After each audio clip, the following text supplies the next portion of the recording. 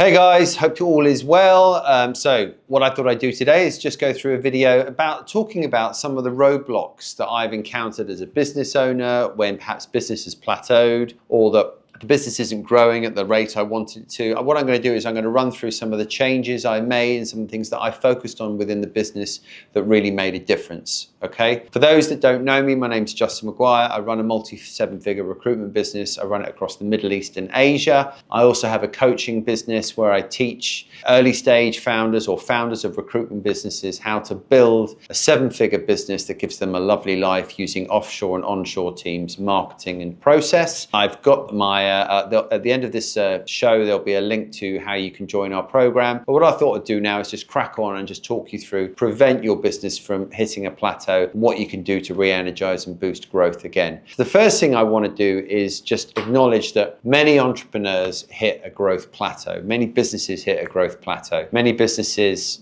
start off, they make big inroads, and obviously things could level out. Either way, there are various different plateaus that you can reach when you're a business owner, and there are various different things you can do to improve things. Okay, in today's video I'm just going to focus on overcoming all of those barriers. Now, the one area that you really need to focus in on, first of all, when you look at how, if your business plateauing, is your customers. Put an absolute emphasis on your customer focus. What type of customers you're getting, the quality of your customers, how you're growing your customers. I think you've got to make sure that you're not losing touch with your customers. It's very easy sometimes to, once you've got a customer, you want to deliver for a great job with them, particularly in like a service business. You blast out, do the job, move on to the next one. Blast out, do the job, move on to the next one. A lot of business owners forget about retention. They're constantly looking for new business and not focusing on retention of their existing customers. So I would really, first thing I would really implore you to do is to have a really customer focused strategy. Make sure that all the people that are coming into your ecosystem, coming into your business, they're getting all the attention they deserve. Make sure that you're going to see them as many times, put as many multiple touch points as you can within that focus. Make sure that after you've placed, if you work in recruitment, after you've placed someone with them, that you're not just leaving that person to fester. You're not just leaving the invoices to go out, but you're actually nurturing that client. You're finding out how the candidate's going on. You're staying in touch with the candidate. You're making sure that the relationship is there. And then you diarize times where you can keep in touch, keep involved with them. Make sure that you go and see people for coffees. Make sure, if you can't do that, video calls. Just keep as much focus on retention as possible. When I look at some of the ways in which we've really grown our revenue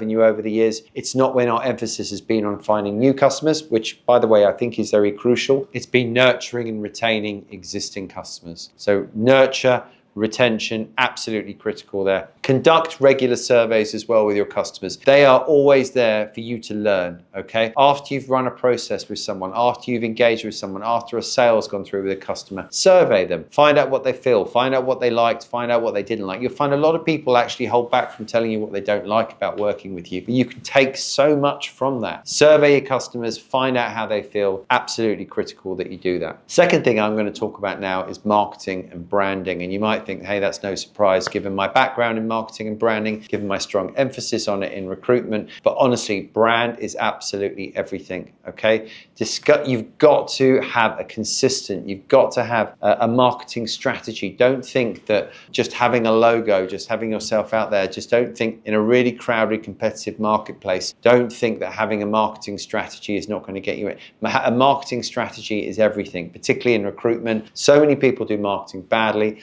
Barely anyone has a strategy. If you go to market, if you actually properly plan and create, I promise you'll stand out. I promise you, people will notice you. I promise you, when you call people up and they've seen your brand, they've understood what you're about, they can see what your niche specialization is, and they've actually familiar with you, that cold call will quickly turn less cold and much warmer. Okay. Common marketing mistakes like that I see is people just not having clear value proposition, not having a clear identity, not having a clear idea of how they're going to market, and they're neglecting the necessary digital channels. Social media, I mean, it's just such an opportunity for you to have. There's LinkedIn, Instagram, YouTube. I use them all. They are channels for you to promote what you do as a business and for you to grow even in your personal brand. Don't neglect them. So many people do. If you want to stand out, if you want to grow your business, put emphasis on brand.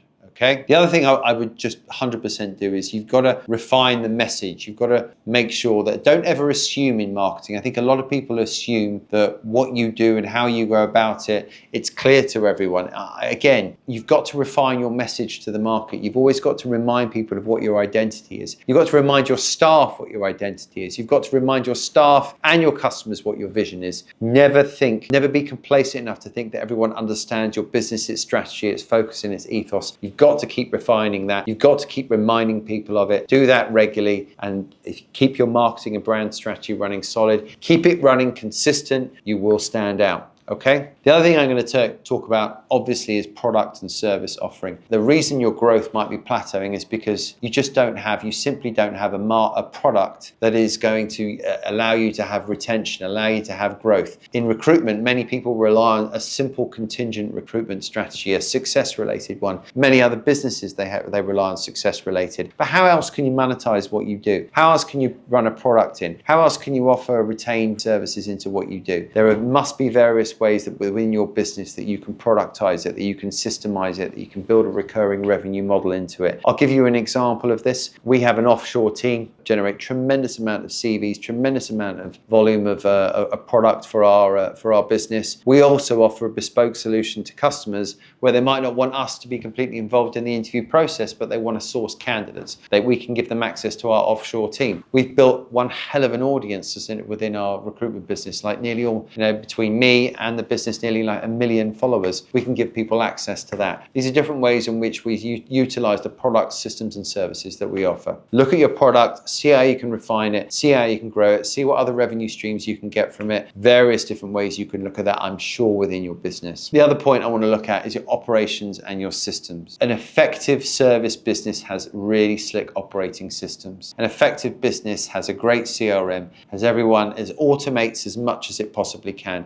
makes the most of AI. I suggest, if you're going to be looking at how you can grow your business, a key way of doing that is to look at your systems, your processes, the way you operate, the way you communicate, the way you internally organize. If you can refine that as much as you possibly can, you're going to grow your business. Of that, I'm absolutely sure. Not only that, but you're going to keep your staff happy. They're going to be there. Think that you've invested in efficient, cutting-edge tools. It's going to make them want to stay. A key part, as I said, retention of clients is absolutely key, but retention of staff is absolutely key if you're going to grow your business. You don't want to be a yo-yo business where you keep having to replace staff. Your staff might leave because you haven't given them the best tools and processes. You've got to invest in that in order to grow your business and keep your staff. Financial management. Look, I think that's any business that wants to grow has to have a keen eye on cash flow, has to have a keen eye on investments. You obviously have got to be generating cash as much as you can. You've got to be keeping an eye on cash flows. You've got to be investing in advertising. You've got to be investing in staff to grow your business as well. But you can't do any of this without having a really tight control on your financial management. First thing I did when things started to grow for our business was invest in a decent CFO. For a business our size of 20 odd people, we've got 3 people connected to finance. We have a slick operations team and a very slick financial system. We know the cycles of when we're paid and when invoices go out, and all the investments that we make, like building podcast studios, etc., are all based around our financial management. You can't do anything. You can't scale a business without having tight controls on your financial management. So, how am I going to conclude this one? Well, guys, I hope those points that I've listed there are useful. These are the key things that I've brought into MTG Talent, our recruitment business, to help things better. But there are also things that I've got within our e-learning company, 7-figure recruitment scaling systems as well. I think you've got to, just to recap on what those points are again, be customer focused, look at marketing and branding, review your products and service offering at all times, have slick operating systems, have a clear view of what your financial management is. And if you do all those things, if you really tooth comb that, then you will make a difference to your business. You will grow your business and you will start to see things improve. You will start to see where the tweaks need to be made if you really analyze them as well. They're basic, but they are true for every business. I wish you all the success. And if you want to talk to me more about what we do within the program, where we teach you how to run a 7-figure business, a hybrid business with onshore and offshore teams, with slick systems and processes, and a marketing-led, very slick digital marketing-led system as well, then reach out and we can have a conversation with you.